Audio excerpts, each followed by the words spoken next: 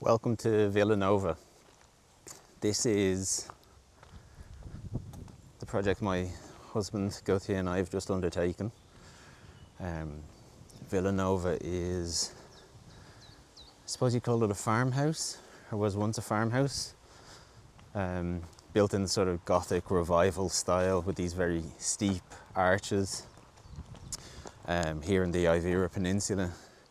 There's some debate as to exactly how old it is, the building.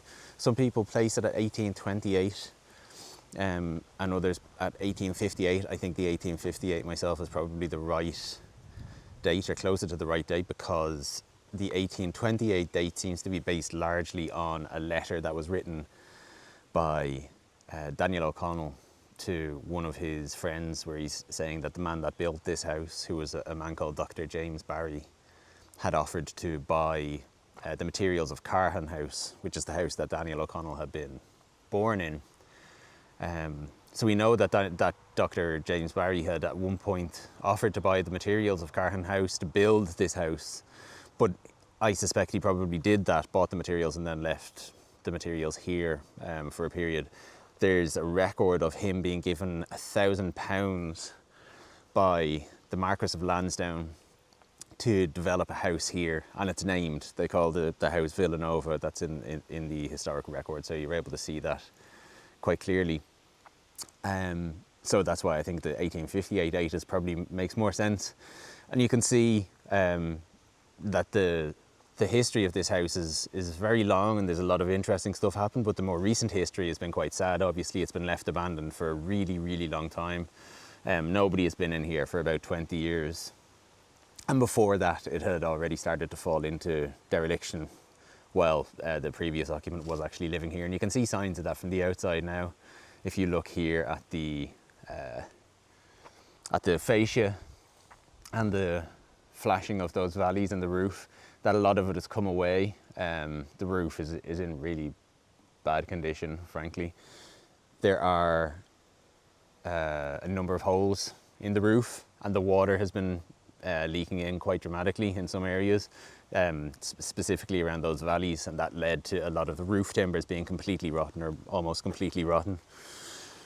A lot of the plaster, the lime mortar on the outside as well, is starting to come away, although it's not in too bad shape.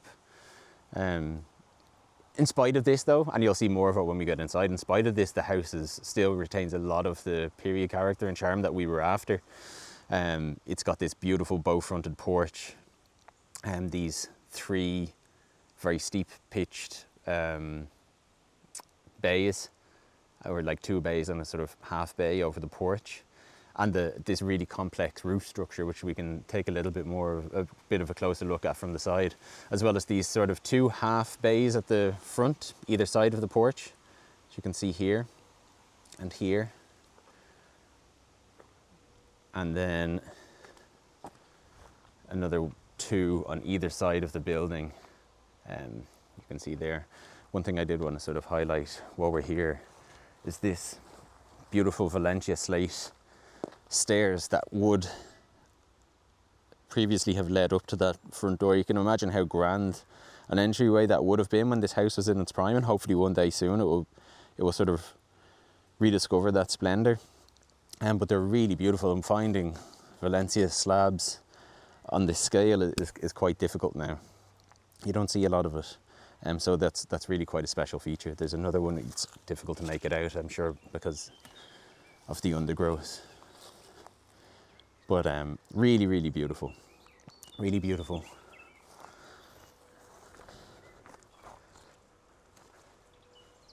The house itself is, as I said already, situated in the Ivira Peninsula. It sits on about 3.5 acres of land in there, which is probably a different video for a different day. There's a huge walled garden, or what they call the walled garden. A lot of the local people refer to it as the orchard. Apparently there was a large collection of apple trees being grown in there, and a huge greenhouse at one point, all of which we'll be looking to reinstate. And here you can see the side view of the house. Again, this is one of the double bays. The house is 2 stories over a basement. The basement is actually very considerable. It's actually more than the footprint of the upstairs. And it's kind of a half basement as well, because that's what you're looking at here. So you go down from the first floor, but it's still actually above ground level, which allows you to have these windows. So it is quite a sizable building, but also very proportionate. It doesn't feel too big.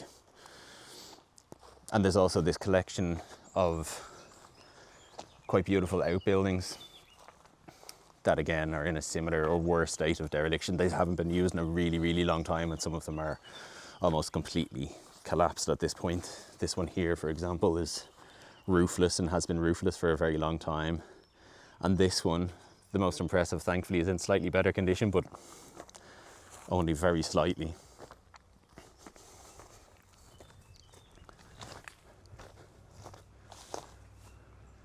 If you can make out the arch here, this would presumably have been used as a stable or a carriage house or something at one point.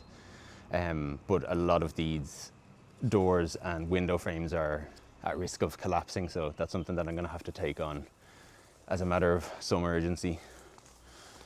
And here is the back of the house.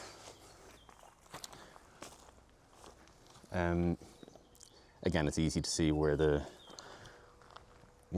years of neglect have sort of taken their toll on this building. The fascia there is completely rotted away, and there's been crows and all sorts of things getting in and out of there.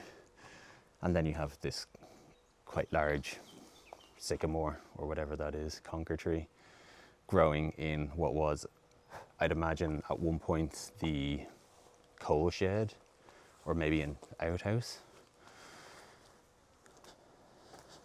Down here, there is the steps down to the basement. That's actually how we were accessing the property when we first visited this back in October. This was completely exposed.